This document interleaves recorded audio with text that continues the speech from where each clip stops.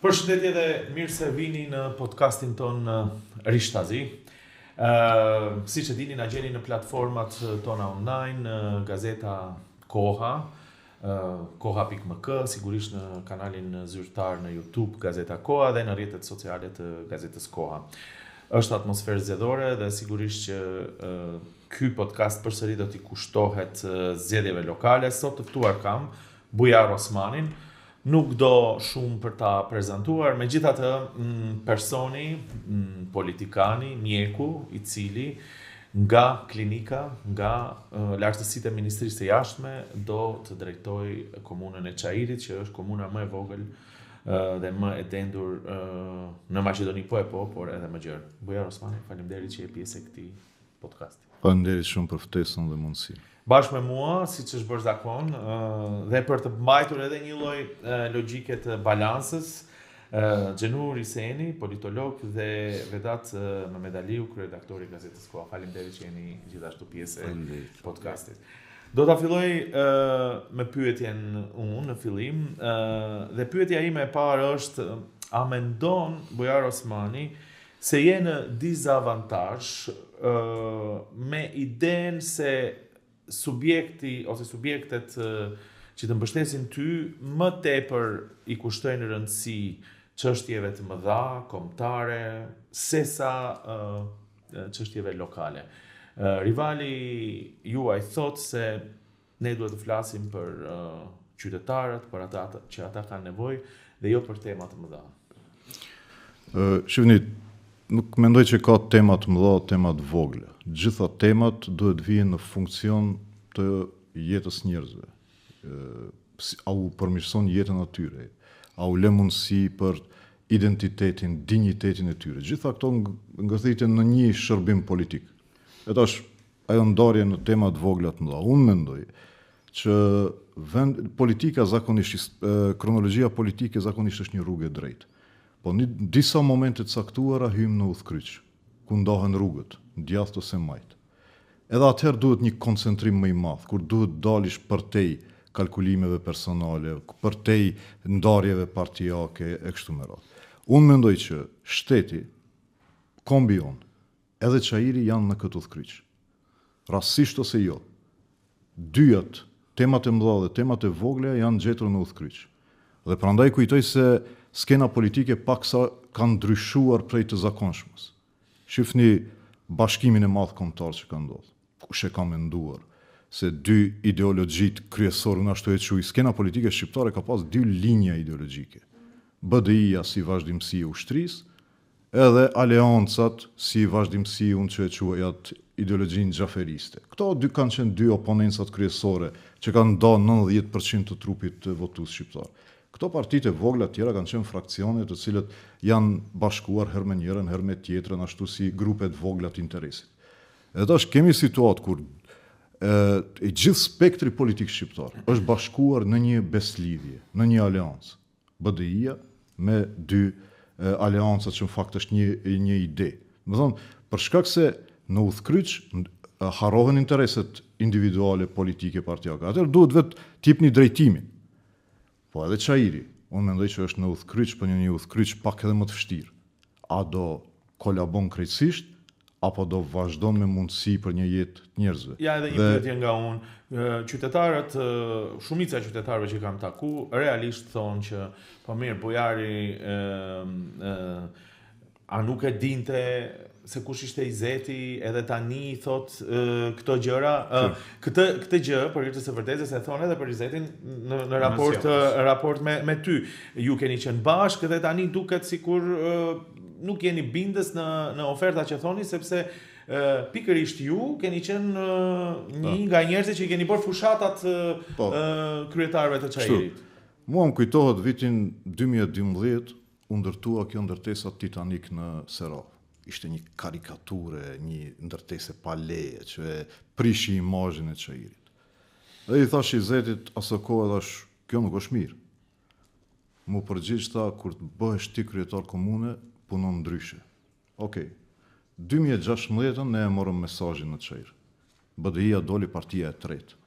Një parti sa po formuar Besa doli e para, LSDM-ja doli e dyta, BDI-ja që ishte Çairin e kishte bastion, doli partia e tretë.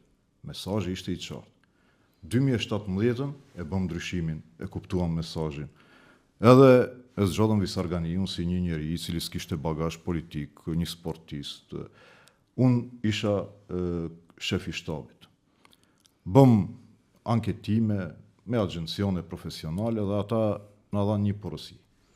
Nëse doni të fitoni zgjedhjet, kryetari i komunës, asë kohë, Izet Mexhiti, nuk duhet paraqitet askund që njerëzit ta marrin mesazhin se këtu përfundon kjo politik, kjo udhëheqje jo e mirë e Çairit. Edhe unë ja tregova Mexhitit. Edhe ai e pranoi. Dhe ajo ndoshta ka qenë fushata e parë kur kryetari i komunës nuk ka marrë pjesë në asnjë tubim publik. Bile edhe në tubimin qendror.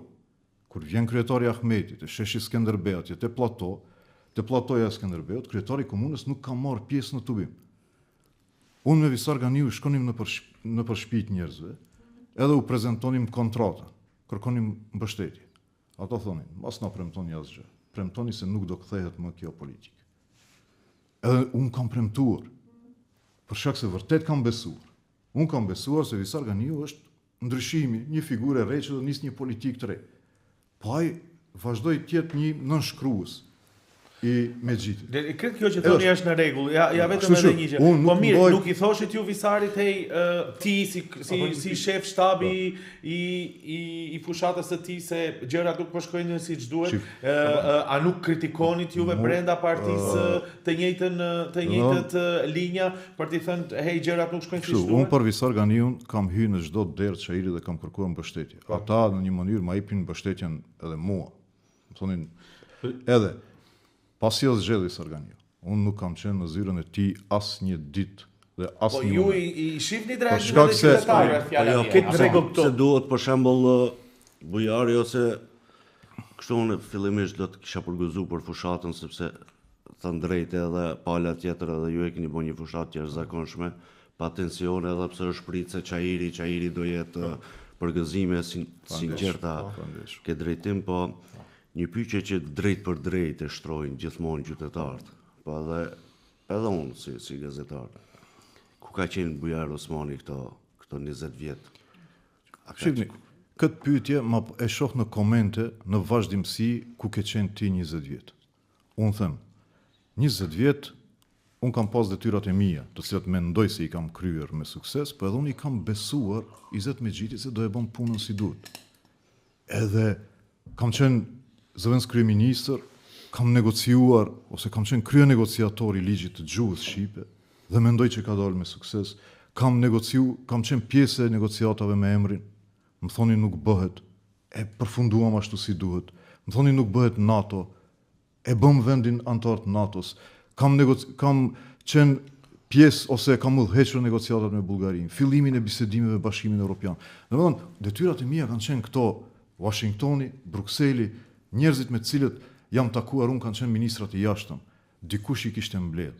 Vizitat e ministrave dhe kryeministrave të jashtëm në Maqedoni të Veriut, në 4 vjeçarin tim të mandatit, janë më shumë se vizitat e gjithë ministrave të jashtëm bashk paraprakisht.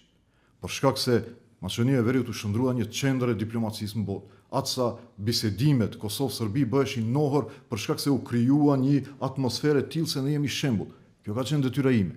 Po edhe përkundër kësaj, unë kam bërë edhe për Çairin. Të gjitha projektet më të mëdha në Çair i kam negociuar dhe i kam realizuar unë. Përmenda edhe qerdhën më të madhe atje, edhe ginekologjinë, edhe Universitetin Nona Terezë, edhe pishinën, edhe gjithçka është bë prej projekteve, prej angazhimeve, prej qeverisë. Kundërshtarët tuaj thonë ti je shumë elitist, je marrë me ministrinë e jashtme, nuk je njeriu i popullit, nuk të njeh popullin, nuk e bër asnjë gjë për Çairin. Unë kam lindur, jam rritur, fëmijët më kanë lindur këtu në Çair dhe nuk kam dalë asnjë ditë prej Çairit. Unë kam jetuar në Serov. Jam prej një familje mos them modeste, po edhe të varfër, shumë antar, i cili është shkolluar me gjitha vështirësitë që i ka pas çdo familje tjetër në Çair. Edhe unë e di çka do të thotë të jesh familje në Çair dhe cila është vështirësia të shkollohesh edhe e të mbrish diçka në Çair. Unë kam qenë mjek prej moshës 24 vjet, kam qenë i punësuar si mjek. Dhe unë nuk kam shërbyer njerëzve. Çka është jesh mjek? Ty shërbesh njerëzve, po ju e keni vërejt, në çdo shtëpi që trokasun, del dikush thotë ti ma ke operuar, vllaun tim ke operuar mua, po ku ka shërbim më të madh? Se ti shërosh njerëzit. Kjo ka qenë detyra ime. Edhe e kam bërë ashtu si duhet. Po edhe detyrat që i kam marrë në institucione shtetërore. Po nuk është krenari të kesh për herë të parë ministër të jashtëm. E si duheshte unë të sillem si ministër i jashtëm. Unë ndjesha përgjegjësinë se as në kohën e Jugosllavisë, kur gjeshin ndonjë shqiptar për ta bërë ministër ose kryetar parlamenti, ministër të jashtëm nuk kam mund gjejnë. Dhe unë ndjeja barën historike, se do mbahem mend si ministri i parë shqiptar dhe thoja, po e korrita unë popullin tim si ministër i jashtëm. Më thonin ti e doktor kirurg ku e diti diplomaci. Edhe i hyna ashtu si i hy çdo punë. Dakor, po ja edhe ka akuzojnë për korrupsion, për cilin për pjesën e OSBE-s, për takimet me ato. Po tani ti di akuzat apo jo? Do të më japësh mundësi. Domethënë nëse kam një kapital politik dhe profesional, është integriteti politik. Nëse diçka kam ruajtur si sytë e ballit ka qenë çështja e korrupsionit. 20 vjet jam kirurg. Njerëzit e dinë që në kirurgji nuk shkon pa 20 vjet dhe ja po e them publikisht. Në del dikush dhe le të më thotë se unë i kam kërkuar dikujt një denar. Kjo është e vështirë 20 vjet. E dyta, jam 20 vjet në politikë. Mua më kanë dalë, për shembull, ishte koha e përgjimeve 2016, nuk dolëm për disa, për shkak se hyn në Allah zhvereshe. Që do të thuash me këtë nuk dolën për disa, por ka nuk dolën? Për disa nuk dolën, për shkak se ka spekulime se janë marrë vesh edhe në një mënyrë janë bë peng. Unë nuk jam lajmëruar askujt dhe gjithçka që ka pasur ka dalë, institucionet kanë verifikuar dhe kanë konstatuar se nuk ka asnjë vërejtje për punën time, se po të kishte pasur një vërejtje. 7 vite kam qenë ministër në këtë qeveri, të kishte pasur një vërejtje. Atë sa kam kontrolluar edhe mos e kam tejkaluar atë llogarinë e telefonit, atë sa e përcakton rregulloria 8.000 ministrit jashtëm, rregulloria 8.000 denar në muaj është tejkaluar, po nuk kanë mund gjejnë. OSBE-ja, patjetër e kam ta flas OSBE-n. OSBE-ja është krenaria jo vetëm e imja, po është krenaria e shtetit edhe popullit tonë. Se ka qenë ngjarja më e madhe historike, diplomatike, dikush më tha ajo është olimpiada diplomatike është OSBE-ja. Ajo kujtohet Atanas Krestovskija të reagimin e tij, tha jam një Maqedon të cilin një shqiptar e bëri krenar. Ende kur dolën mediumet, thonin se jo Eurovia, sponzori, unë u shqetësova për shkak ministrave të jashtëm. Thosha do mendojnë ata që ka diçka të vërtetë. Edhe i dërgova të gjitha, edhe në prokurori edhe në antikorrupsion. Edhe i kam lutur, shifeni më shpejt, tregoni para se të mbahet mbledhja, se duhet t'ju japim mesazh. Ata e zgjatën me qëllim, edhe në fund i mbyllën dyjat. Do të thonë antikorrupsioni bile edhe ma bën me hile. Kur e nxorën raportin, nuk e shkruajtën tenderi për OSBE nuk ka asnjë vërejtje, po lënda 3, 4, 5, 6 thyje për kështu, nuk ka asnjë vërejtje që unë mos mundem ta shfrytëzoj për media. Dakor. Po ja për shembull, që të mbesim edhe në zgjedhjet në Çajir, rivali jot thash për shembull kur flitet për korrupsionin për Çajirin, për ndërtimet pa leje, që ju jetoni në një ndërtesë pa leje. E pyetëm disa herë në shtëpinë, po. Në banesë, po, në shtëpi. Ajo është një herë e turpshme, keq përdorish ti emrin e babas ndjer, për shkak se unë nuk kam shtëpi time. Unë kam një shtëpi familjare ku jetojmë 3 familje me një shtëpi. Jetojmë prindët, jeton motra me fëmijët e vet, edhe jetoj unë me 3 fëmijët e mi edhe me Valbonën. Edhe ajo shtëpi e ka bë babai, sikur gjitha shtëpitë që janë bë në të kaluar. Edhe me gjithë procedurat e legalizimit është legalizuar. Sikur që e kanë legalizuar gjithë qytetarët e Çajirit. Domthonë, nuk ka aty as një problem në atë çështjen e shtëpisë, e cila nuk është e imje. Edhe vetëm për këtë arsye, ti jeton aty tani. Unë jetoj, po ku del tash babai im ndjer dhe tregon se si ka shkuar procedura, nuk është e rregull, se unë nuk dua të flas për baban e dikujt tjetër. Se nuk do ishte njerëzor, nuk kam lejuar. Këtu e pyetëm dhe ai tha 100% është e vërtetë që është ka qenë tani është legalizuar. Ka qenë egër pastaj legalizuar. Nuk keni të drejtë të flisni për ndërtimet pa leje, sepse ju jetoni në një shtëpi. Unë jetoj në shtëpi familjare, që është në emrin e babait tim të ndjerë ende. Edhe presim ta ndajmë te fëmijët, ashtu si ndahet çdo pronë e babait. Po ku del tash babai im tregon se a ka qenë, a nuk ka qenë. Po vetë hyrja në këtë temë, për të keq përdorur këtë çështje, mendoj që është në çdo nivel, për shkak se thash, po fola unë për babat. Atë dalin tema tjera. Prandaj dua ta ndal këtu dhe mendoj që është jo njerëzore. Po nuk ka diçka të tillë. Njerët për nisi sikur edhe kur e patëm kundën kandidatin e zotit Osmani, opinioni gjithë Maqedoni, jo vetëm këtu shqiptar për Maqedonës, perceptimi është që zgjedhjet lokale mbahen vetëm në çajër. Edhe realisht jeni duke zhvilluar jo vetëm ju, por edhe kundër kandidatë një fushat jashtëzakonshme ku qytetarët sinqerisht kanë se për këtë të votojnë, kanë ofertë. Jo vetëm se aty garojnë figurat ndoshta më të spikatora të skenës politike shqiptare tani për tani, por edhe vërtet u japin një ofertë reale dhe të prekshme, si nga zoti Osmani, po ashtu edhe nga kundër kandidati e tij. Vetë edhe e pranut zoti Osmani që para 4 viteve keni qenë edhe shefi shtabit. Jo, para 8 viteve, po. Shefi shtabit të kryetarit aktual dhe unë e mbaj mend që ju ndoshta edhe keni promovu kontratën bile edhe më shumë se Visarganiu. Shumë më shumë. Dhe keni qenë garantues që ajo kontratë do të zbatohet. A mendoni zoti Osmani tash që kur i përmendi gjithë këtë katrahur që ndodh, domethënë, në çajër që spaku e meriton qytetarët një kërkim falje nga ju, sepse ju edhe në fakt edhe keni qenë garantues i asaj kontrate, po jo realizues. Po, megjithse siç thatë edhe vetë, ndoshta do një qytetar ka votuar atëherë pikërisht pse ju ja keni trokit derën, ja keni ofruar kontratën. E para, e dyta... Po të përgjigjem për to se 3 pyetje. Okej, kam edhe unë një pyetje tjetër, po pastaj. Kështu. Fillimisht faleminderit për përgëzimet për fushatën, po pak nuk pajtohem, edhe me Vedatin edhe me ju. Nuk është fushata e jashtëzakonshme për një arsye.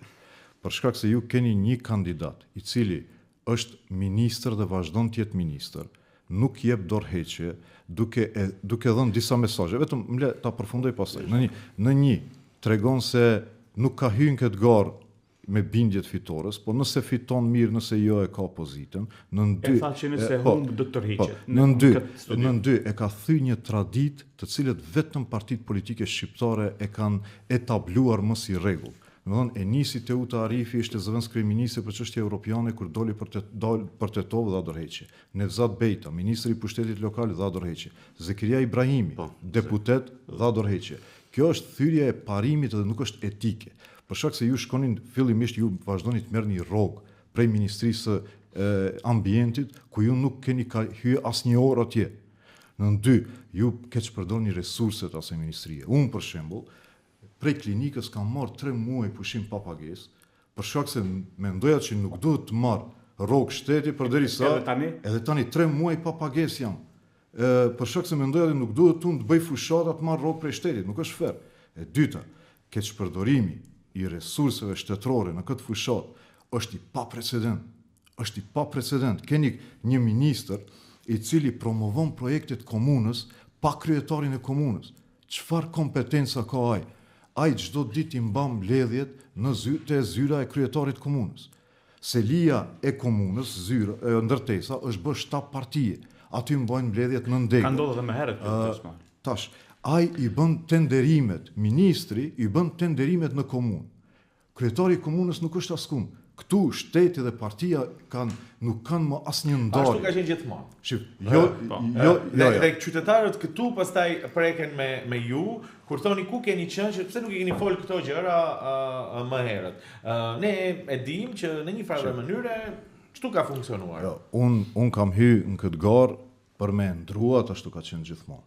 Po kjo që po ndodh tani, unë ju tregova diku tjetër, kanë hyrë në një çerdhe për të bërë vend parkim pa e ditur drejtoresha e çerdhës edhe pa e ditur kryetari i komunës.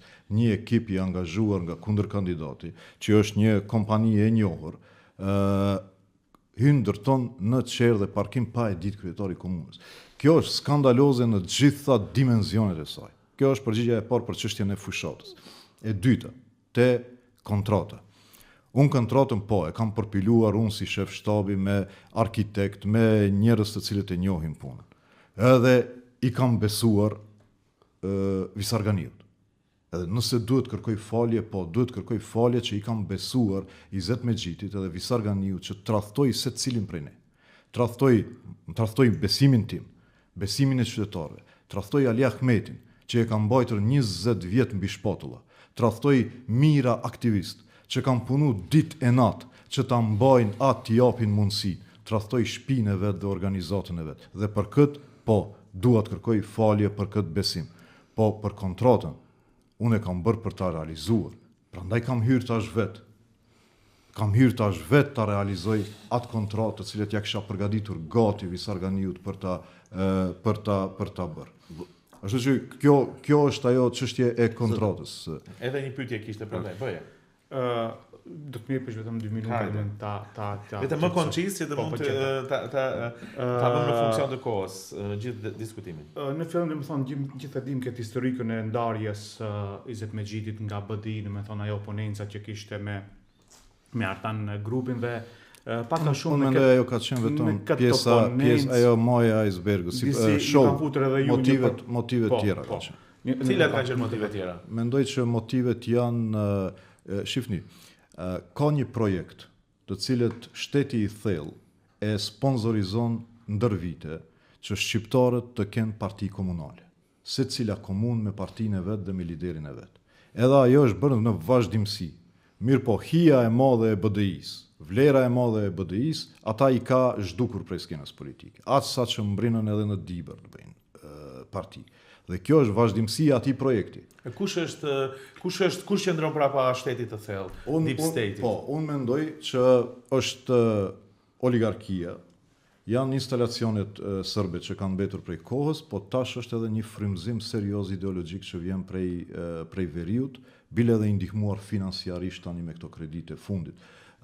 Po, thash, ideja është, shqiptarët mos kenë një kull të madhe, po të kenë disa kolibe të vogla nëpër komuna, që ata ngadalë të krijojnë identitetet lokale. Unë jam Dibran, unë jam Strugan, unë jam Tetovar, po jo unë jam shqiptari Maqedonisë Veriut që ka një shtëpi të madhe këndej, një andej, se vetëm shtëpitë e mëdha të sjellin deri te kryeministri.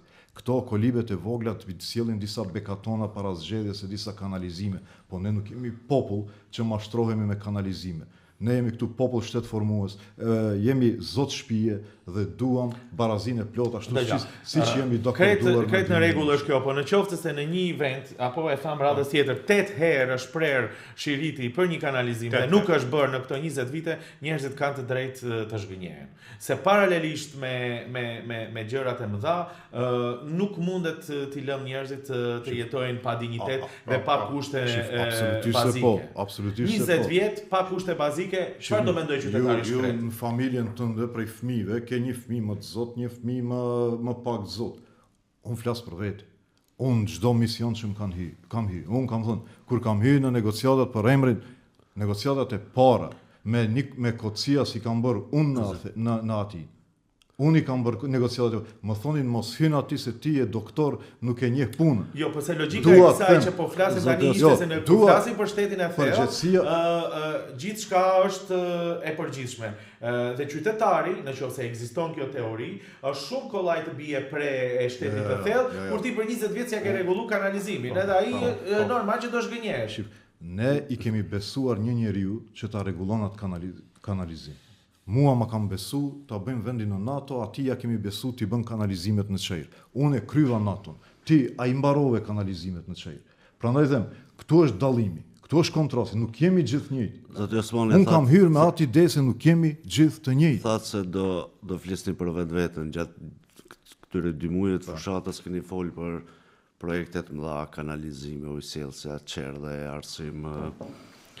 Megjithatë, ka akuza se ju nuk i njihni ingerencat dhe kompetencat e komunës. Sa është kompetent Bujar Osmani në këtë drejtim? Se është pyetje që qarkullon Unë këto 4 muaj nuk kam lënë cep të Çajirit pa e kaluar vet. Nuk kam lënë derë të Çajirit pa e kaluar vet. unë i di çdo rrugë të Çajirit, edhe emrat e vjetër, edhe emrat e ri. Unë i di njerëzit më në Çajir, unë i di problemet në Çajir, unë kam dëgju hallet dhe historitë e njerëzve. Prandaj, karakteri im është i tillë. Tash nuk dua të lëvdrohem, po unë mendoj që profesioni i kirurgut të jep ta ndryshon edhe karakterin, se punon me jetë ose vdekje. Edhe duhet dish, ti je i sigurt në atë që bën edhe hyn 100%. Edhe unë ashtu kam punuar. Kështu vëm thonim për dialogun në Bullgarin. Ti je kirurg, nuk e njeh histori.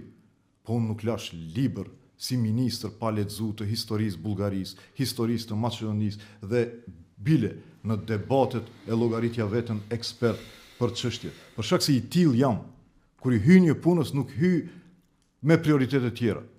Edhe komunën e Çajirit, unë sot mendoj, nuk ka ligj, nuk ka nen, nuk ka dispozit, nuk ka rregullore, që unë nuk e kam studiuar gjatë këtyre 4 muajve se i till jam, kur i hy një pune, mundohem dal faqebardh prej asaj pune. Edhe ky argument nuk i di çështjet lokale, po unë nuk i di se si shkatrohet Çajiri. Unë nuk di si bëhen ndërtesat pa leje. Unë nuk di se si ndrohet data në arkiv për ta regjistruar një ndërtesë. Unë nuk di se si digjet arkiva. Këto nuk i di. Kur jemi te kjo se e keni përmend të ndërtimet ilegale, keni dhënë pak rëndësi më shumë se duke përfshirë edhe projekte tjera.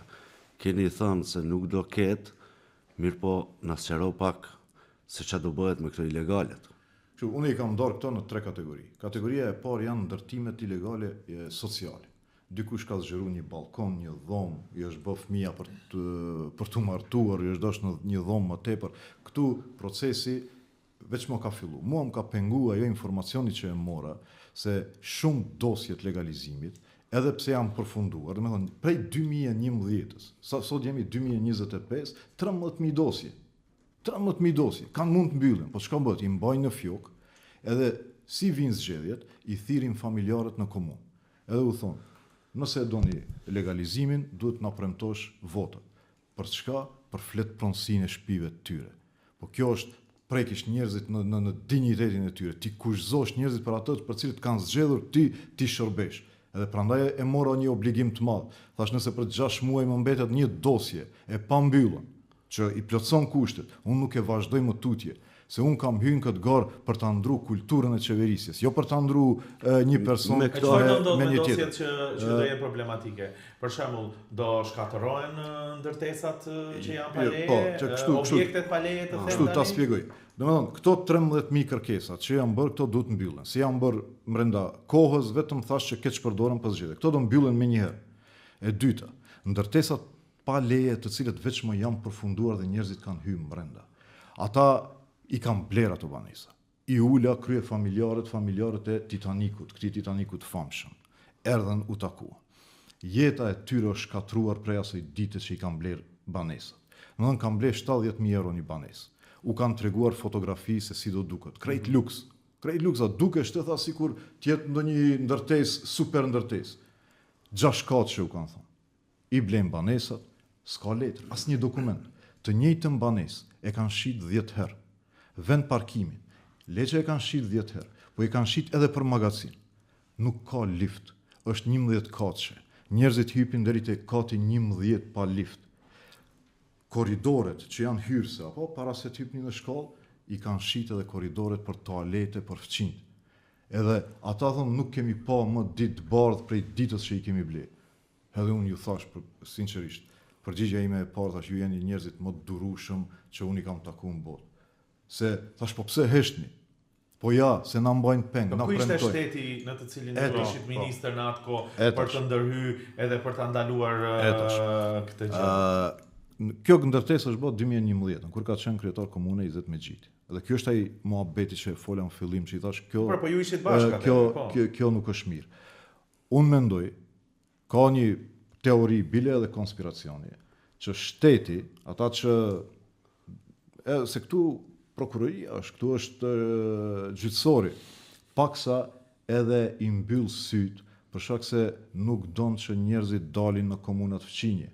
Në komunat fqinje në Butel ti ke moratorium edhe të ndërtesave me leje dhe pa leje. Po thot rini ju në geton tuaj atje, me ndërtesa pa ndërtesa, ngulfatuni atje vetëm mos dilni knejse na e prishni rahatit. Ashtu që ndoshta është vetëm konspiracion.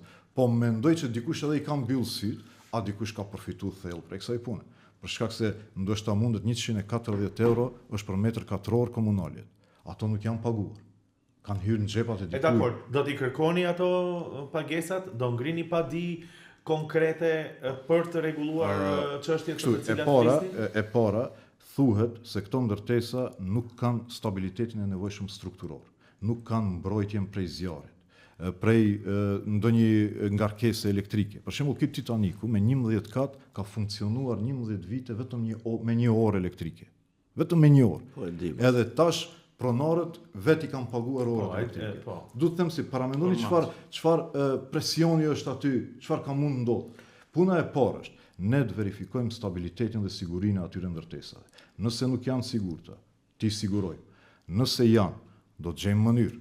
Do të gjejmë mënyrë. Kryetari i komunës nëse duhet do shkon në qeveri, në parlament, do të gjejnë një zgjidhje ligjore për t'i legalizuar ata që ata të marrin flet pronësi. Por ndërtesë të re, pa leje, në Çajir, u them me çmimin e jetës dhe zgjedhjeve. Nuk mund të ketë se aty fillon shkatrimi i Çajirit. Dakor, po për keq përdorimet e deri tanishme, do ngrini padi ndaj zyrtarëve të komunës, ndaj atyre që ju mendoni që veçmë janë ngrit, veçmë procedurat janë në prokurori. Unë kam thënë prej ditës parë bëj revizion të përgjithshëm të punës në komunë. Revizion të përgjithshëm të dhe të detajuar. Nuk do kursejmë asnjë se cili që ka keq përdorur në kuris të njerëzve do përgjigjet. Edhe këtu nuk ka kompromis me këtë çështje. Do isha kthite parkingjet se është një çështje tepër problematike në Çajir që ka ndodhur dhe incidente gati janë çdoditshme. Përveç se s'ka parkingje, ato që janë premtuar duke filluar nga kontrata që keni bën ju 4 parkingje në kate që s'duken askunde. Po 2021-shën ju në vazhdimsi. Problem tjetër e përmendet parkingun që ja kanë marrë Qerdhës Kopshtit. Parkingje tjera që janë marrë edhe oborrët e shkollave dhe sot të kësaj dite s'jep llogari kur kush. Na thoni diçka më shumë për parkingjet se është të merri dynjas Çajiri është i pakalueshëm. Në vizionin tim unë e kam dorë në 2 trajektorie. Trajektorien emergjente edhe vizionin afatgjatë, strategjik. Në trajektorien emergjente, unë kam thënë, ditën e parë, shpallim gjendje të jashtëzakonshme në Çajir.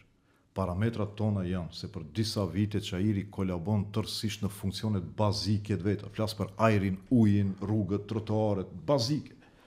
Edhe shpallim gjendje të jashtëzakonshme për 5 tema. Korrupsioni, pa pastërtia, ndërtesat pa leje, parkingjet dhe siguria. Rënja e gjitha këtyre është korrupsioni. Çdo problem që e sheh në Çajir buron prej korrupsionit. Edhe tash, për shkak se pyetja ishte për parkingje. Trotuar të lirë nuk ka më në Çajir. Unë u them njerëzve, në kush ma gjen një trotuar të lirë në Çajir, unë do ja çarros një drek, se nuk ka. Dilni me, unë kam një fëmijë tash 19 muaj që duhet me karrocë ta ecish. Nuk ka trotuar, duhesh në bulevard të ecish me të. E tash, e kemi analizuar mirë. Ju e dini që unë kam angazhuar Michel Roykind. Michel Roykind është nga Forbes i zgjedhur si një prej 10 arkitekëve më me ndikim në botë. Edhe ai ka ardhur me ekipën e vet. Edhe e kemi analizuar. Puna e parë që i ra për shtypje është se Çajiri është komunë e veturave, nuk është komunë e njerëzve. Edhe duhet ta shndrojmë në komunë të njerëzve. Edhe këtu përsëri kemi ndonë në 3 faza. Fillimisht janë zonat e jo urbanizuara, Serava, Gazibaba, Dijoni, Teneçemalla, Dyçançiku. Aty nuk ka hapësirë. Në këtë fazë nuk ka hapësirë. Edhe ne kemi dalë me disa propozime, ndoshta pak ad hoc, po si zgjidhjet vetme për shkak se edhe 1000 vetura në Çajir.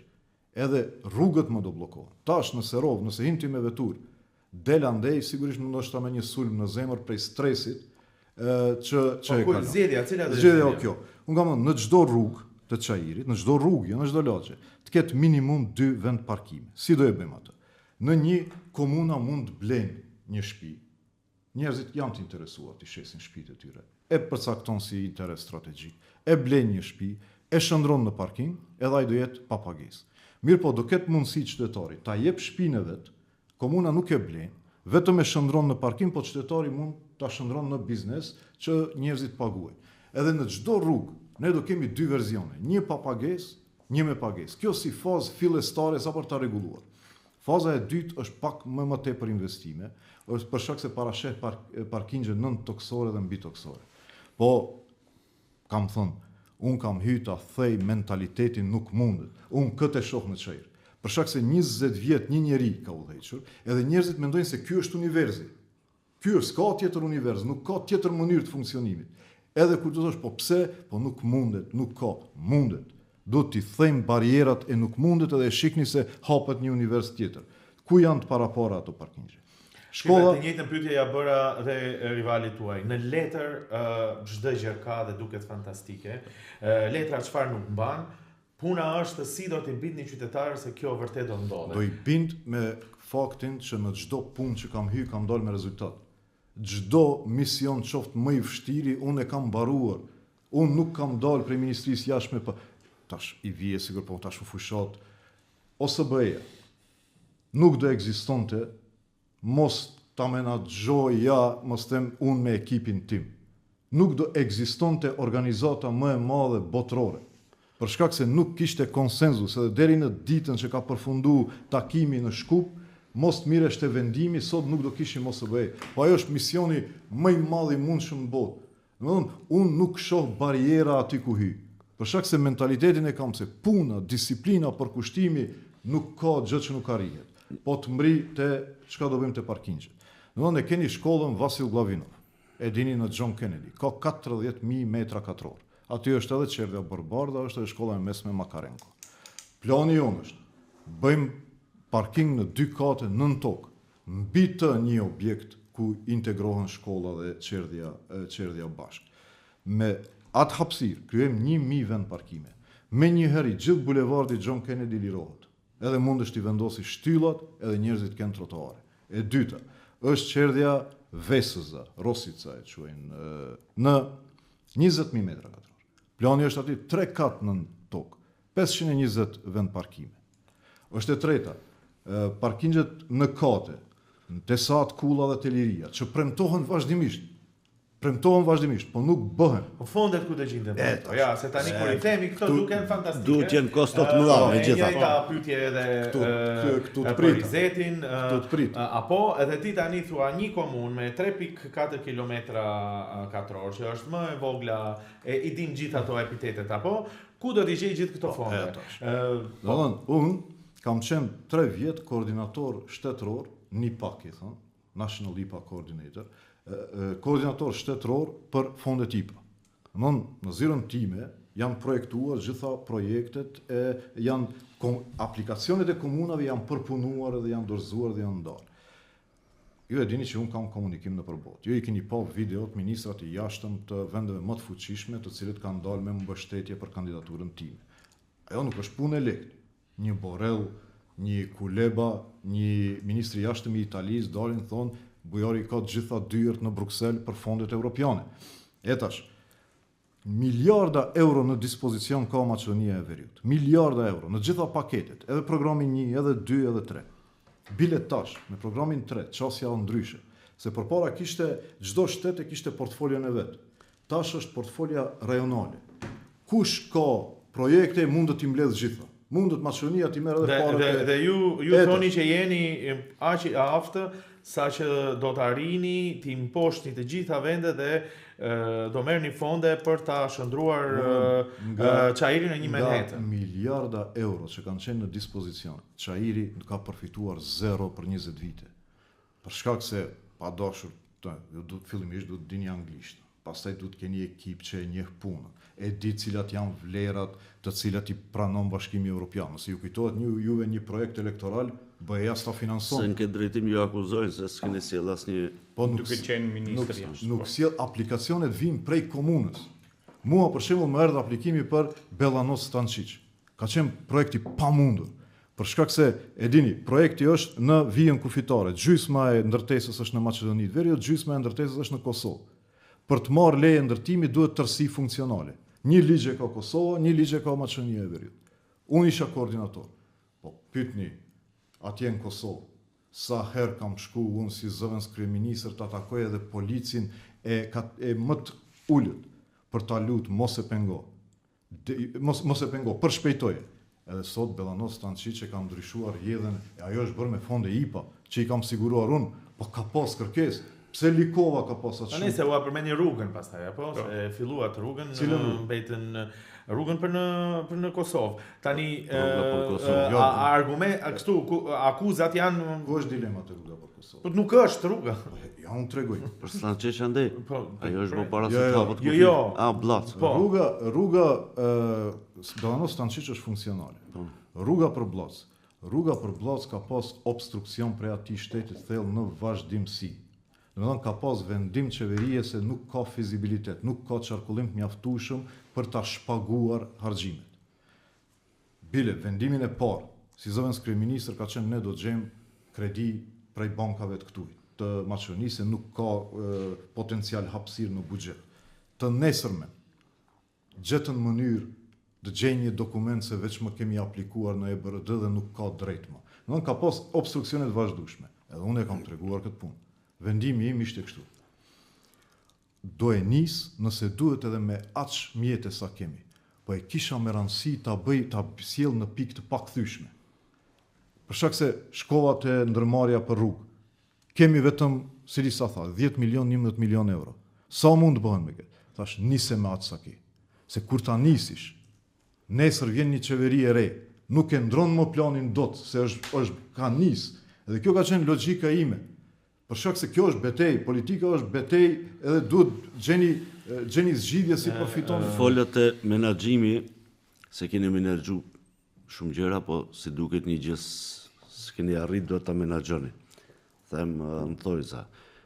Akuza më e madhe që në fillim u bën, po që nuk na u soll akoma ndonjë fakt që u përmend edhe nga kundërkandidati ju është një takim i mundshëm, po ose jo në Budapest për ta sjell Nikola Gruevski. Është taku Bujar Osmani atje. Shif, unë kam thënë.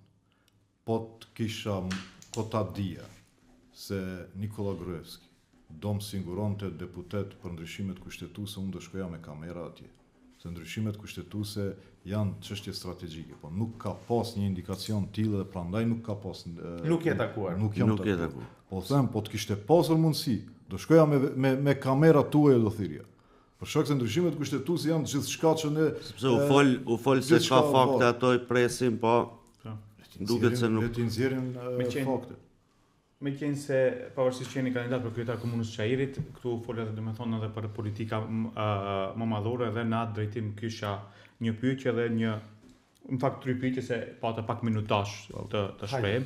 Pyetja e parë është po filloj me konventën që e keni pas në Boris Trajkovski në fillim fushatës dhe ishte goxha intriguese jo vetëm për mua por edhe për opinionin dhe pati reagime edhe në rrjetet sociale për ato brohoritjet për Artan Grupin. Pastaj të nesërmën pasoi një shkrim, një artikull në mediat maqedonase, ku thuhet se ju derisa keni qenë ministri i jashtëm, keni kënduar në thojza te disa përfaqësi diplomatike për presionin e Artan Grupit ndaj gjykatave. Plus info. Nuk e pas kam. Po, dhe konkretisht për presionin ndaj Besa Ademit. E më pas pasoi edhe lista e zezë. Pyetja është, a ishin ato bërhoritma një mesazh i Artan Grupit për ju se ju nuk do të fitoni pa të? E para. E dyta tash edhe kthehemi edhe dy pyetje. Pyetja e famshme, kush e solli Bujar Osmani në BDI? Okej. Edhe e tretë, a solli Zet me qiti? Edhe e treta është, ne e dim fillim fushatës, sinonimi Bujar Osmanit ishte zhimi herët ora 4:45. Edhe ora 6 kur zgjohet mëngjes me njerë hyja, shoh çfarë ka postu Bujar Osmani, do të thonë cilat problemi ka detektu, edhe java e parë ishte ajo, ndërsa këto javë nuk i shohim ato. Pse ke ndryshuar, do të thonë, pse nuk zgjohesh atje më e lodhur. Këtë qasje të fushatës. Kështu, për çështjen e brohoritjeve, sigurisht se gjithë ne që kemi qenë politik, kemi krijuar edhe mbështetës, edhe ndjekës, kemi shërbyer njerëzve. Nuk është e lehtë, se njerëzit kur e shohin prej stadiumit, prej karikeve, lojën futboll, gjithmonë të komentojnë, po kur të hysh në garë është pak sa e vështirë. Nuk është lehtë tu shërbesh njerëzve çdo ditë. Unë ju them se nuk devijoj prej temës, po është me rëndësi. U them aktivistëve tonë. Krenohuni që jeni aktivist partijak. Mos lejoni t'ju nënçmojnë unë nuk merrem me politikë. Edhe ndihen njerëzit krenar. Për shkak se ti je aktivist partijak do të thotë të prishish rahatin tënde, të lajmërohet çdo familje 10 herë në ditë kërkon një shërbim në spital, një shërbim andej këndej, për shkak se politika është shërbim. Ashtu që është krenari të jeni pjesë organizatore, se gjithë ne mund të jemi jetët tona të rahatshme. Unë jam kirurg, mund të kem jetë të rahatshme, pse duhet të ekspozohem unë në vështirësitë e politikës? Po, ose vendosni të shërbeni veç vetvetes, ose vendosni të shërbeni komunitetit dhe njerëzve përreth. Dhe gjithë ne që kemi qenë në politikë, kemi shërbyer njerëzve dhe kemi fituar edhe mbështetës, edhe njerëz që na urrejnë. Dhe kjo është e natyrshme. Bile, ata që nuk kanë fituar urrejtës, ata të diçka mungon, nuk kanë punuar si duket. Se gjithmonë polarizohet në dy palë. Ashtu që edhe Artan Grubi ka mbështetësit e vetë të cilët janë mirë njohës për shërbimet që ka bërë për lagjet, komunitetet dhe nuk shoh këtu ndonjë konspiracion këtë drejtim. Këtë tjetër, nëse burimin e keni Plus Info, ju lutem. Është ajo Plus Info që në 9 ora pas Koçanit tha një ministër shqiptar i BDI-s e ka djeg Koçanin. Domethënë duhet t'i shohim pak edhe burimet e ndoshta Nazimi edhe është e ka profesion t'i mësojmë njerëzit para se ta lexojmë lajmin, ta shohim kush e shkruan edhe mbas të asaj ta vlerësojmë vërtetësinë e lajmit. Ju ka sjell Po. Pyetjen e tretë, e lodhëm që nuk tretë, jo, kush e solli për Osman? Kush e solli po. Shif, ndoshta nuk e kam tregu këtë historie. Pas nënshkrimit marrëveshjes sorit, apo hyn trupat e NATO-s. Dhe unë 2 muaj rresht kam ndejt në Shipkovic, në shtëpinë ku kam ndejt Ali Ahmeti dhe Gzim Ostreni, në 2001, në atë shtëpi. Kam qenë me NATO, nuk them që kam qenë pjesë. Në gjitha vendimet më të mëdha politike, unë i kam përkthyer, ndërmjet NATO-s edhe Ali Ahmetit edhe Gzim Ostrenit. Vija periodikisht në Shkup, këtu është një restoran të Çajrçonja, më pritnin 20 me gjiti Zekria Ibrahimi, se ne kemi qenë studentat një periudhe. Si hapur çka do ju tregoj për Ali Ahmetin, dhe kur e përmendja si duket Ali Ahmeti, si komunikon Ali Ahmeti, ata hapnin syt, krenoheshin që e dëgjojnë fjalën Ali Ahmeti. Ashtu që nuk e di kujt ja ka prezantu Ali Ahmetin. Prandaj kjo është ajo veza apo pula cila është më e vjetër, po e di që komunikimin me Ali Ahmetin unë e kam nga viti 2001, edhe kur Ali Ahmeti e ka shpall Gzim Ostrenin general lejtnant, unë kam përkthy aty. Edhe kur janë marrë vendimet më të mëdha për marrëveshjen, për dorëzimin për çarmatimin e UÇK-s, unë i kam përkthyer ato. Po unë nuk i kam folur kur, por unë miqësinë dhe njohësinë me Ali Ahmetin e kam prej vitit 2001, nuk ma ka sjell 20 me gjiti. Okej. Edhe pjesë po. Cila ishte? Apo zgjosh. Se ndryshove domethënë formatin e fushatës. Shif, unë gjithë jetën se dikush perceptohet se ju i detektonit problemet më mëngjes, pastaj mbrëmje i asfaltonte ato 20 me gjit. Po, prandaj thash njerëzit thonë bujari nisi ta rregullon çajirin ende pa u bë kryetar, po kur të bëhet kryetar komune, po kjo flet për atë që them unë se njerëzit nuk kërkojnë ndryshimin e bujarit me izetin me bujarin, po kërkojnë ndryshimin e kulturës funksionimit. Ju e shihni çfarë kulture të funksionimit ka këtu. 4 vjet puno për vete, muajin e fundit nxjerri gjitha resurset për të bërë asfalte elektorale. Ama kjo çdo herë ka qenë kështu ti. Kjo jo të këtyre përmasave, se këtu ka hyrë pak edhe ajo ideologjia e veriut me finansat e tyre, po ajo në temë nuk i intereson qytetarëve për këtë moment, por dua të them, mos ta kishim bërë këtë sot. Njerëzit do thonin çajiri s'ka pas mundësi se është i varfër. Po nxjerrja e të resurseve tash tregon se pas kanë mundur gjatë gjithë kohës, po nuk e kanë bërë se aso kohë janë marrë me punët e tyre.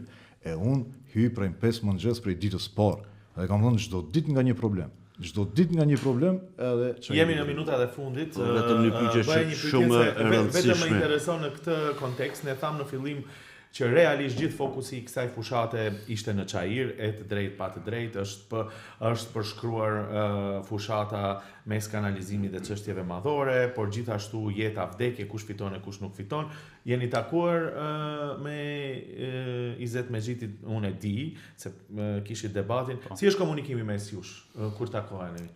Shihni, nuk takohemi kështu. Një herë kam takuar me një pritje në ambasadë para disa muajve. Edhe ishte në këndin tjetër atje dhe I shkova. Dhe ai ndoshta u habit se çka do I them. Sinqerisht e them, nuk e bëj për politikë. I thash, leni këto ma bedallimet tona. Të lutem të gjuha, mos prekni se ishte koha e gjuhës. Për shkak se vetë kam qenë negociator I gjuhës e di që një presje e kemi negociu me javë të tëra. Mos e prekni gjuhën se nuk është lojë. Tamam, ashtu më tha, tamam, okay, edhe ajo ishte muhabeti I vetëm qytetarët do ta dinë kush fiton e kush humb, se do të pyes edhe këto më vonë. Ju do vazhdoni të komunikoni pastaj apo se nuk është jeta vdekje në fund të fundit. Do ketë një humbje, do ketë një politike është. Po duhet të jetë edhe ajo. Në atë kuptim. Shif, ju e dini që kulturën time politike unë e kam dëshmuar ndërkohë. Unë nuk shaj kur, unë nuk ofendoj. Kam një çështje tjetër në politikë, se është pjesa e natyrës time. Ishte një portal që tha do të takoheni bashk, ta ndjekni ndeshjen Shqipëri-Serbi. Nuk mundem e thash ta normalizoj këtë çështje. Ata sikur me pas organizu vetë e bën nuk mundemi ta normalizoj këtë çështje. Izet Mexhiti ka tradhtuar besimin tim dhe besimin e organizatës tonë. Këtu dërdhimi e kam patjetër. E kam patjetër. Te çështja unë flas edhe me gazetar, edhe me biznismen, edhe me politikan. Tham, janë disa çështje strategjike për të cilët ne duhet të akordohemi nga shkon ujë. Edhe nuk ka nevojë të takohemi. Kur vin ato pika, e dim ku e kemi drejtimin. Nuk mundesh me ato pika ti shesish. Marrëveshja e Ohrit është anuluar krejtësisht, Nazim, është anuluar, është inekzistente prej vendimit të gjykatës kushtetuese, prej një fjalie në interpretimin e gjykatës kushtetuese, ku thot shteti nuk ka drejt të identifikon qytetarët në bazë etnike, nuk ka më marrëveshje e Ohrit. I gjithë koncepti I marrëveshjes së Ohrit është bazuar mbi të drejtën e qytetarëve ta prezantojnë përfaqësinë etnike, se prej numrave të asaj përfaqësie varen të drejtat. 20% gjuha, 50% flamuri, varësisht prej numrave dhe përfaqësimi I drejtë në institucione. Nuk ka më marrëveshje të Ohrit. Dhe dikush e ka shitur marrëveshjen e Ohrit për të qëndruar në qeveri. Kjo nuk falet dhe nuk mund ta normalizoj këtë punë. Një akuzë shumë e rëndë që është rikthyer ditëve të fundit, bëhet fjalë për rolin apo ndikimin që keni mund të keni në rastin Monstra. Prezanton familjari dhe shef shtabi kundërshtar.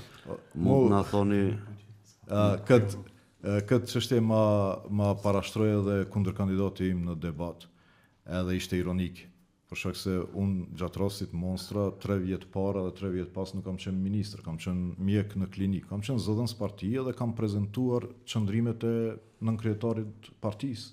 Ai ka qenë faktori politik në Shkup. Dhe nëse diçka nuk ka qenë në rregull me Monstrën, përgjegjësia është e tij, nuk është e imi. Kam qenë zëdhënës, nuk mund të kem pasur ndonjë ndikim. Po në mungesë, për shkak se thash, e kam ruajtur integritetin politik dhe profesional si të shenjtë, edhe nuk kanë ku të kapen te unë. Nuk kanë ku të kapen edhe ta shpifin situatat të tilla, Monstra, Gruevski, tjetër, ai. Mirë po, kjo nuk kalon. Njerëzit e shohin kontrastin e qartë në këto zgjedhje. Kontrast qartë edhe mes kandidatëve, edhe mes mënyrës të qeverisjes. Thatë me qenë shpytja e fundit, thatë që Izet Mexhiti e ka tratu besimin e çajirësve edhe besimin e qytetarëve që ja ka dhënë zoti Ahmeti, por zoti Osmani ne e dim se para një viti të gjithë në zgjedhjet parlamentare, Izet Mexhiti si Bartës I fitoi, domethënë Çajir me 2700 vota dallim, që është pak kundërthënës se kjo që e thoni. Unë prap besoj, hipotetikisht tash po flas, pyetja është. E para është që ju dëshiroj shumë sukses dielën në zgjedhje, sinqerisht. Ta përmbledhni këtë fushat të mirë, synimi është fitoria, por hipotetikisht po flas. Në qoftë se Bujar Osmani humb, unë prap them se qytetarët apo pacientët do të jenë Edhe më fitues, ndoshta se do ta fitoj një kirurg jashtëzakonisht mirë, 24 orë në dispozicion. Por a do t'ja zgjaz dorën Bujar Osmani nëse fiton 20 me gjiti në Çajër? Kështu, unë vitin e kaluar isha kandidat edhe në Çajër. Isha kandidat për president dhe unë fitova në Çajër. E fitova 20 me gjiti në Çajër. Pa 20 me gjiti nuk ka kandidu tash për president dhe Osmani. Gara në Çajër e ka bërë 20 me gjiti. Vetëm ta përfundoj. Okej. Du të them që qytetari i Çajirit mua më dha mesazh vitin e kaluar se më mbështesin. Dhe ajo ka qenë një arsyeja pse unë mos të fitoja në Çajir vitin e kaluar, unë nuk do të dilja prap. Unë e mora mesazhin se njerëzit më mbështesin atje. Edhe prandaj kam dal prap. Unë i besoj vendimit qytetarit. Unë shpresoj se zgjedhjet do jenë të rregullta, për shkak se po flitet shumë për blerje votash. Po çfarë është për paraqitje për blerje votash? Është duke ndodhur diçka masovik edhe për keqpërdorim të procesit zgjedhor. Këto punë po fliten. Këtu do kisha dashur t'i ftoj njerëzit të dalin masovikisht, për shkak se e vetmja mënyrë për të parandaluar çdo keqpërdorim është nëse dalin gjithë, i madh dhe i vogël. 3 fitore të mëdha me një të shkuar në vend votim. Do e çlirojmë Çajirin nga kapja pas 20 viteve. Do e rrëzojmë qeverinë më anti-shqiptare dhe anti-europiane dhe do i prishim planet mickoviste për dominim monoetnik. Protesta do të ndodhin të hanën te kutia e votimit. Demokracia njeh shumë mekanizma, vota e lirë është mekanizmi më i substancial dhe i ftojmë qytetarët që në referendumin e 19 tetorit dalin të votojnë a duan poshtrim apo duan fuqizim siç ishte kur ishim ne. Tani, do të bëj 10 pyetje blic, të njëjtën gjë ja bëm kundër kandidatit tuaj, por para asaj, ajo që thuhet gjithashtu është se nëse humni, ju do të tërhiqeni dhe do zhdukeni nga politika. A mendoni ose çfarë do të bëni nëse humni? Do të tërhiqeni nga politika, nga skena politike, do mbesni vetëm mjek? Është një rregull në diplomaci, 500 vite rregull i pashkruar. Pas ministrit jashtëm nuk pranohet asnjë pozicion tjetër as ministër. Rregull ka mbet. Unë nuk kam hyrë në këtë garë për karrierë politike. Nuk kam hyrë për interes. Unë kam hyrë këtë garë si argat i ruajtjes së kursit evropian, ruajtjes së fuqisë, statusit ton të zotit shtëpisë këtu, edhe ruajtjes dinjitetit komunës tonë i cila është para kolapsit. Edhe unë jam shumë i bindur, për shkak se edhe ju keni fol vetë me njerëzit. Pyet dilni në për Çajir pyetni. Njerëzit i numrojnë orët mbrapsht deri te ndryshimi. Edhe ata do votojnë për ndryshime, ashtu që nuk diskutoj. Nëse humni, sado që është hipotetike, do të riqeni nga politika? Unë mendoj që nuk do ndodhë ajo, e para. E dyta, populli e din çfarë bën. Populli kur vendos jep mesazh. Vitin e kaluar dha mesazh, do jep edhe këtë vit mesazh. Nuk është tash koha e kalkulimeve personale partijake. Tash është koha të gjithë të dalim prej komoditetit, të grithemi pak në proces, të japim kohje të ardhmes fëmijëve tonë, e pastaj bëjmë politika. Do të thënë nuk do të riqeni nga politika nëse unë... Ato janë vendimet që miren pastaj, po unë nuk mendoj që do vjen koha për ashtu vendime. Atëre, tani bashkë me Regjin, do t'i bëjmë 10 pyetje të blitz, të njëjtën gjë e bëm dhe Izet me Gjitit. Ideja ishte në mungesë të debati, po debati ndodhi, por gjithsesi qytetarët i kanë mirëpritur këto pyetje. Fillojmë, pyetja e parë. Pse duhet të votojnë për ju qytetarët? Për shkak se mendoj se do etabloj një mënyrë tjetër të funksionimit që është ndryshe nga ajo deri më tani. Nga i centralizim i një klike që ka kapur Çajirin dhe ka funksionuar në bazë të korrupsionit dhe interesave personale. Si do t'i bini... Ndershmëria, disiplina dhe përkushtimi janë 3 virtytet e mia kryesore. Si do ta bini elektoratin se do ta mbani fjalën? Për shkak se e kam mbajtur fjalën në 20 vjet të karrierës time politike, çdo misioni që i kam hyrë i kam dalë me rezultat, edhe besoj që ai kredibilitet më jep bazë për të kërkuar mbështetje. Cilat janë 3 gjërat që do t'i bëni sa ta merrni detyrën? Kam thënë nëse në 100 ditë të para nuk e sjell korrupsionin në zero, nuk e vazhdoj më. Nëse në 100 ditë të para nuk e bëj Çajirin më të pastërt, nuk e vazhdoj më. Nëse për 6 muajt e para nuk mbetet një dosje e legalizimit shtëpive për kushzim, unë nuk e vazhdoj më.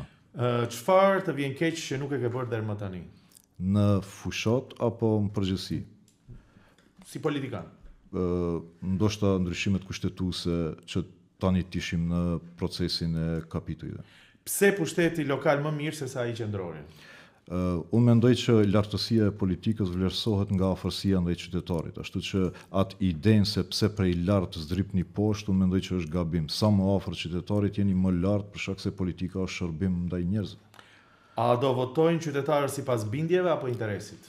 Unë mendoj që qytetari i Çajirit ka dinjitet dhe ai do votoj sipas bindjes për shkak se është një karakteristikë të ne se kur është kushtrimi, kur kërcënohet dinjiteti dhe substanca, secili prej nesh ka një damar që aktivizohet edhe dele merr vendimin e duhur. Votat e maqedonasve, a janë jetike për fitoren tuaj?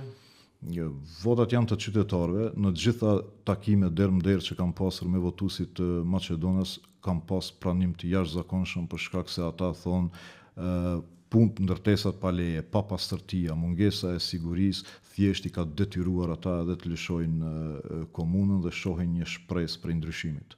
Pika e dobët e kundërshtarit. Mendoj që qeverisja 20 vjeçare e cila Çajirin e ka sjell para kolapsit total, mënyra e funksionimit me korrupsion, po edhe më e dobta është që pas gjithë kësaj pune dëmshme që ka bë, ka lënë Çajirin dhe ka dalë të jeton butel, është shumë ironike për shkak se më spaku që ka mund të bënë është të jeton me ne, me ato vështirësitë tona të Çajirit kaotik. Pika e fortë e kundërshtarit. Ndoshta që është në pushtet dhe Mickovski tenton t'i ndihmon maksimalisht. A do ta pranoni humbjen? Nëse janë zgjedhje të rregullta, vendimin e popullit gjithmonë e kam pranuar dhe e pranoj. Do t'ja jepni dorën? Do ja jap dorën popullit për çfarë do vendimi që të merr. Mesazhi juaj në fund për votuesit. Mesazhi im është që njerëzit e kanë pritur këtë ndryshim dhe tani e kanë mundësinë dhe I ftoj të dalin të votojnë.